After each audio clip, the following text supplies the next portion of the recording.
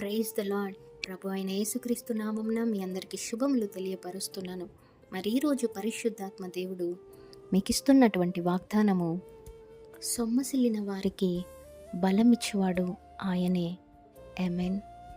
ఈరోజు చాలా విషయాల్లో చాలామంది సొమ్మసిల్లిన స్థితిలో, సోలిపోయిన స్థితిలో ఉంటారు. అంటే అలసిపోయిన స్థితిలో, ఇంకెంతకాలం ప్రభా ఈ వెయిటింగ్ పీరియడ్, ఇంకెంతకాలం ప్రభా ఈ ఆర్థిక ఇబ్బందులు, ఈ అనారోగ్యము, ఇంకెంతకాలం ప్రభా నా భార్య మారట్లేదు, నా భర్త మారట్లేదు, నా పిల్లలు నా మాట వినట్లేదు, ఇంకెంతకాలం ప్రభా అనవసరమైన మాటలతో నన్ను నిందిస్తున్నారు, వేధిస్తున్నారు, ఇంకెంతకాలం ప్రభా ఈ శత్రువు నా పైన దాడి చేస్తూ ఉంది అనేసి రకరకాలుగా ఈరోజు ఏ స్థితిలో మీరు ఉన్నప్పటికీ దేవుడు మీతోనే మాట్లాడుతున్నాడండి.